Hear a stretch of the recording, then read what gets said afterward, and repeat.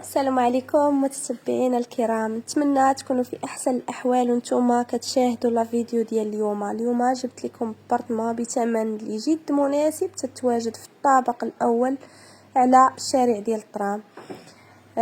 قبل ما نبدا في التفاصيل ديال الشقه ديالنا ديال اليوم، كنبغي نشكركم على الدعم ديالكم، على التشجيعات ديالكم وعلى الكلام الطيب اللي دائما كتقولوا في حقي. شكرا لكم والله يسهل عليكم ويسهل على الجميع يا رب.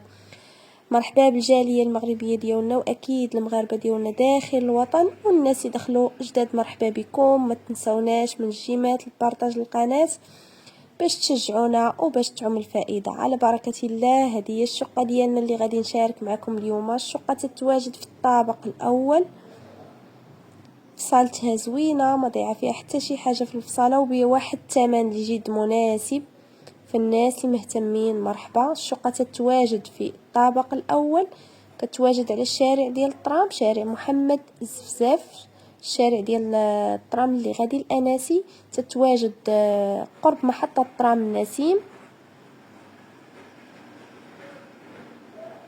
الشقه تتواجد في نجمه سيدي مومن.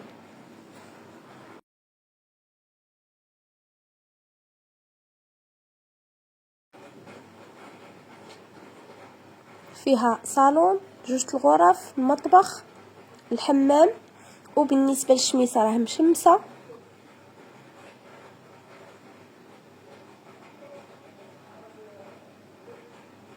فاي واحد مهتم بهاد الشقه هذه مرحبا، ما عليكم الا تواصلوا معنا عبر الرقم اللي غادي نخلي لكم اسفل الفيديو وجيو شوفوها مباشره. والله ييسر الامور للجميع يا رب، والله يسهل على الجميع. كما قلت لكم الشقه تتواجد على شارع الطرام، شارع محمد الزفزاف، قرب محطه الطرام النسيم. تتواجد في الطابق الاول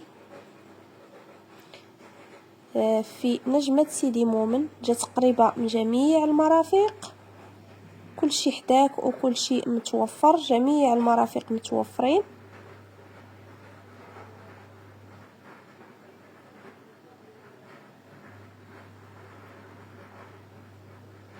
المتراج ديالها هو 54 متر، الثمن ديالها هو 32 مليون، قابلة للتفاوض. الناس اللي مهتمين مرحبا، ما عليكم الا تواصلوا معنا عبر الرقم اللي غادي نخلي لكم اسفل الفيديو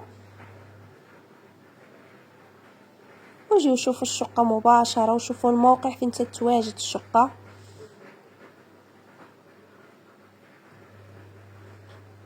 والله يسهل على الجميع يا رب، والله ييسر الامور للجميع. اي واحد كيتمنى شي حاجه فالله ييسر ليه فيها.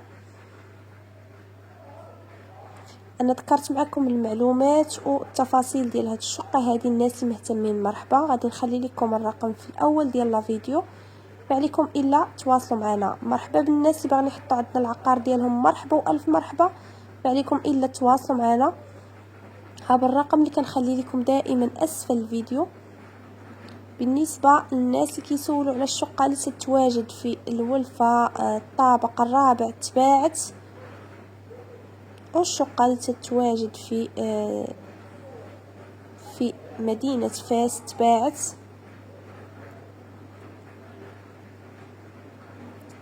بالنسبه للشقه اللي تتواجد في سيدي مومن بروميير ايطاج تباعت. الشقه اللي تتواجد في حي الهدى سيدي مومن تباعت. مازال كاين عندنا شقق للبيع اللي مهتم مرحبا، ما عليكم الا تواصلوا معنا وغادي نخليكم مع تتمه الفيديو. انا ذكرت معكم المعلومات كاملين بخصوص هاد الشقه هذه. الناس اللي مهتمين مرحبا، ما عليكم الا تواصلوا معنا عبر الرقم اللي غادي يظهر معكم في الاول ديال لا فيديو.